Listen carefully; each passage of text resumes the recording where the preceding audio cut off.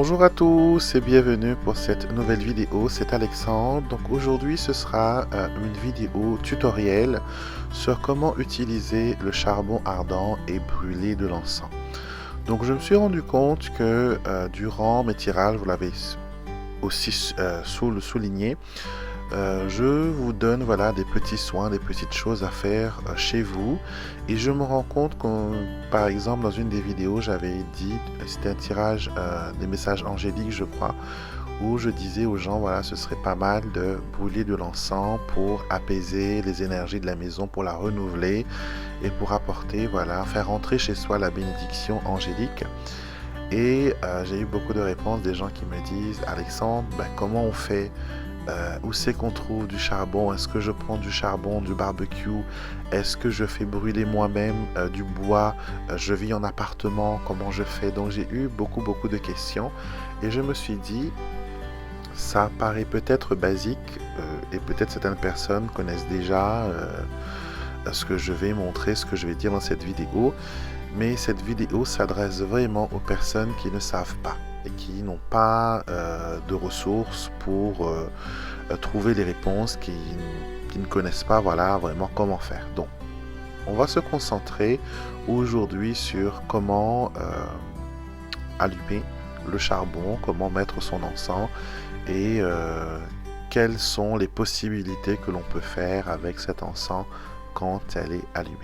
Voici les choses que vous aurez besoin. Un récipient pour brûler votre charbon. Dans cette vidéo, j'utilise un encensoir, du sable, de la cendre ou comme ici, des galets décoratifs. Votre disque de charbon ardent et aussi une pince pour pouvoir la tenir, pour l'allumer, et un briquet. Première étape, vous allez mettre au fond de votre récipient, soit comme je l'ai dit, de la cendre. Et ici, j'utilise des petits galets décoratifs. Certaines personnes mettent aussi du gros sel, mais moi, je préfère utiliser voilà, ces petites pierres. On va faire un petit lit où on va voilà, mettre notre charbon. Nous allons allumer notre charbon ardent. Donc, ces charbons-là, vous pouvez les trouver dans les boutiques exotériques et aussi certains magasins marocains le font aussi. C'est ce qu'ils utilisent pour la chicha. Donc vous allez allumer votre charbon et il y a voilà une autocombustion qui va commencer à se faire. Donc prenez un petit peu de patience.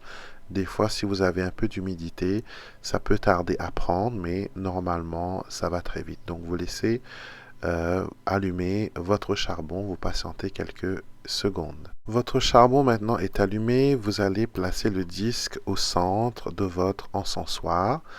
Et vous allez voilà commencer à mettre votre encens en résine. On utilise ici de l'encens en résine et comme vous voyez voilà ça brûle parfaitement et vous pouvez utiliser cette fumée pour voilà bénir des objets, pour bénir votre maison, pour purifier vos oracles, pour charger une pierre, pour la nettoyer aussi. Et vous pouvez voilà comme je l'ai dit utiliser aussi un plat creux. Si vous n'avez pas d'encensoir, bien sûr, utilisez ce que vous avez de disponible chez vous pour voilà, travailler avec votre charbon et votre encens et attirer vers vous voilà, de belles énergies.